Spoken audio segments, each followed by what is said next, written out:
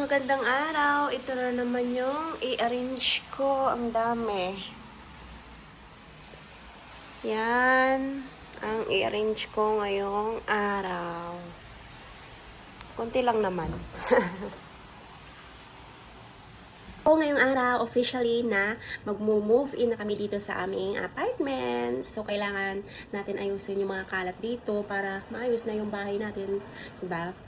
Kasi bumili kami sa Canadian Tire ng mga pots and pans, tapos sa Dollarama ng mga other stuff for kitchen, and battles, mga other like dustpan, broom, or whatsoever.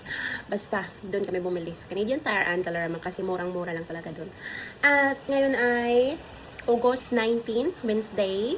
Umuulan ngayong araw at masarap matulog. Pero ako lang yung mag-isa dito. Kaya, ito yung mga gagawin ko, nakakalat dyan. So, is-sorting natin dyan, i-arrange, para maayos na yung bahay natin. Yung kulang lang dito ay ang cortina at ang blinds sa kwarto. So, kahapon, na-sorting na natin to, na-arrange na natin. At kita nyo naman, maganda yung bed namin. Tsaka, kulang na lang talaga yung blinds dyan sa bintana. Dito sa labas, sa living room is yung cortina.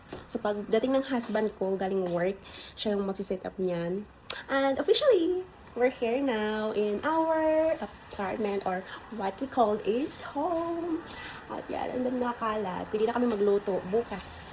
Yes, got it. So, samahan niyo ako para mag-arrange dito. Let's go!